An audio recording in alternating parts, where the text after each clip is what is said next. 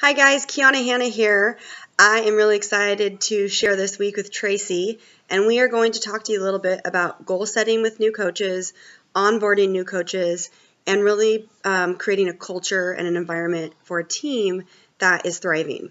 So I will tell you right now that we don't necessarily have all the answers, but we have good ideas, and really how you work your business is really up to you. And whether you're following these assignments or whether you're following the trainings are up to you. But know that you don't have to always do every single thing and then feel like a failure if you don't. You really just got to pick what works for you and what you need in your business right now and kind of apply that to your business. So I hope that we hope that in the last, how many ever weeks, 10, 11 weeks, is that you've really taken a grasp as to what the things that you need to work on, where you can apply things in your life, and the differences that you need to make on your team. So I'm going to talk to you a little bit today about goal setting with new coaches. And we're going to go a little bit different with this. We are not going to do a webinar tonight. We are just going to do 5-minute clips each day, just tips and tricks or ideas for you guys that have been working for us.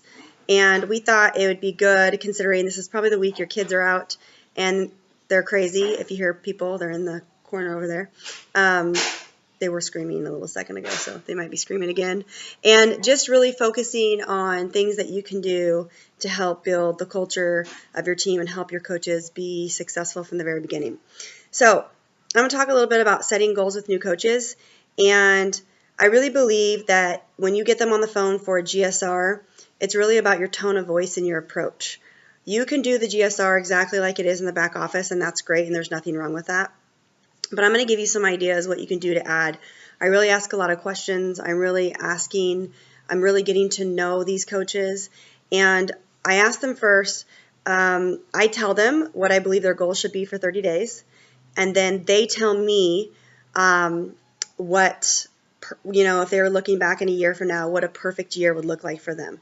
So I kind of have an idea of where they want to be at and where they're headed. I can kind of tell right away if they're business builders or if they're a sometimes coach, and that's kind of what I want to see. I want to be able to work with these people directly one-on-one, especially if they're business coaches, so I can help fuel them and succeed, help push them to success.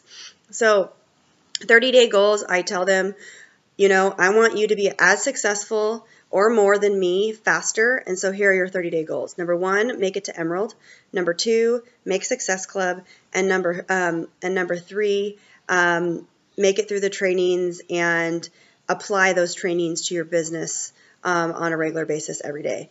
So I walk them through that. I share with them what it takes to get to be Emerald, why it's important to sign their spouse. I shoot them some videos about that. I talk to them about, how to make Success Club, how to talk to people who, if they have anyone in their life that they want to invite, I share with them that I will be able to include them into my challenge group. I offer up opportunities for them to join me so that they don't feel alone and really get a good indication of where they are headed in the next 30 days. Okay, I'm sure most of you all do that. That's not rocket scientist. What I have been changing in the last 5-6 months, where I'm noticing diamonds are popping up a lot faster and coaches are becoming more successful faster, is that the confidence that I'm instilling in newer coaches. I'm telling you right now, the fastest things that make people quit is coaches that have zero confidence in what they're doing and coaches that compare to other coaches. Okay, so you might have a newer coach that jumps out right at the gate and they're making Success Club, and another coach doesn't, and they go, why is that not happening to me? And so there's a comparing game going on in their head. I mean, face it, we've all probably been there ourselves. So again, a lack of confidence in what they're doing exactly, and then a comparing game. So I really talk about those two things, about how that's going to set them back. I instill confidence in them and share with them why I think they're going to make amazing coaches.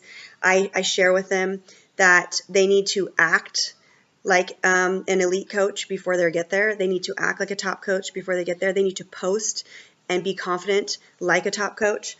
And even if they aren't, they're going to fake it until they make it. And in the meantime, they're going to be doing personal development so that their intentions are going to match. So their mind's going to match their heart. And it doesn't take very long for that to happen as they see people commenting and reaching out to them because they're putting themselves out there. Okay. I think it's very, very important that they know what they want. And they may not know how to get there, but you're creating a vision for them that this is a massive opportunity for them to reach as many people as they possibly can, and that they are really the catalyst for change to a lot of people, and that they don't have to be perfect, and that we don't have to have it all together, but that they know where they're headed, and they know that they want to move forward in this business, and they want to build a team. And when people see passion connected with purpose, people jump on the train. So it's really important to dig into their why.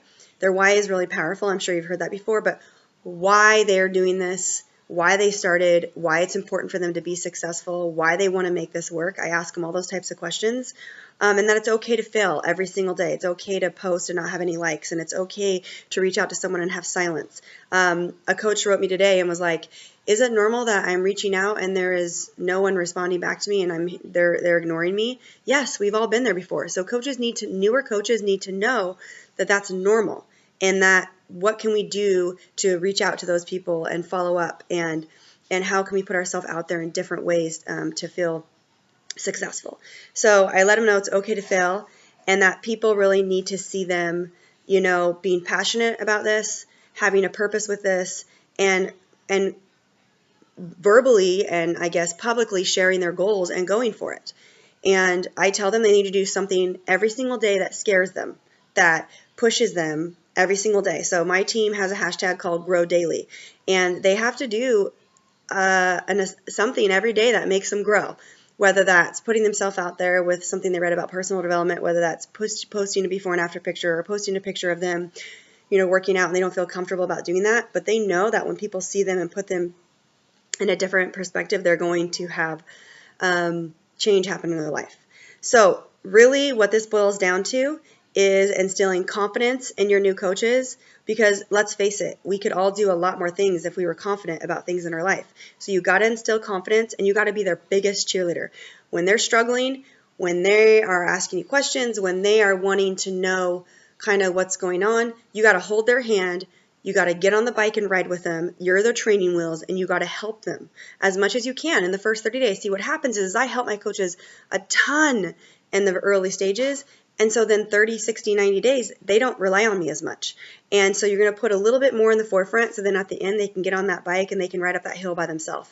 Or, they can literally take off the training wheels and feel confident about running their own cleaning groups and their challenge groups. But you got to instill the confidence into them. Tell them not to be afraid to share their vision with other people.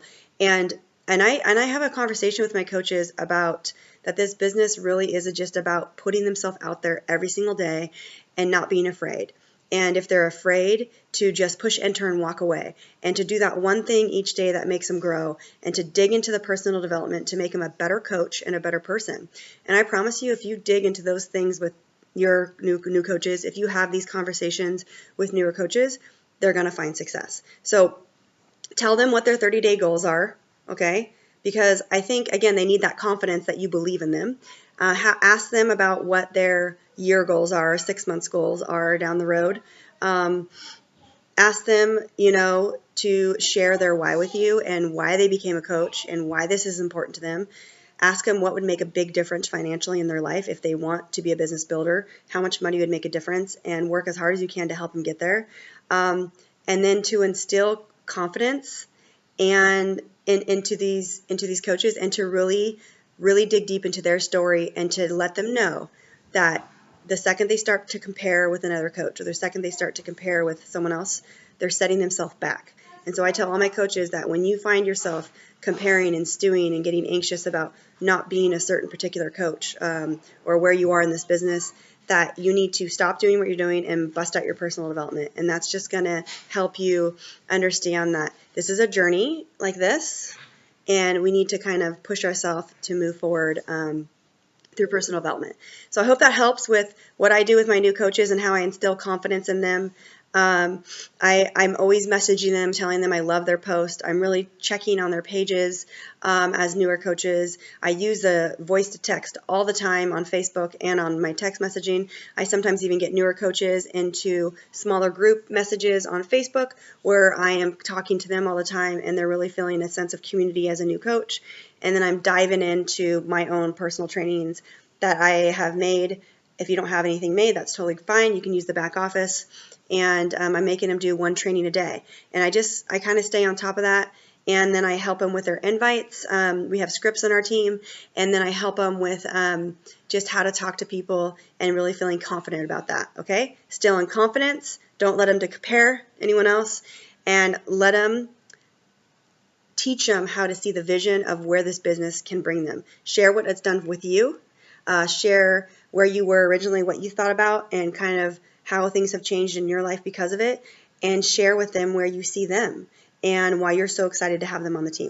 All right, I hope that helps you guys, and have an awesome day, and hopefully it's sunny out there and you get some time with your kids if you have them, or you get some time just to relax and to enjoy yourself. And we'll be back tomorrow. Have an awesome day. Bye.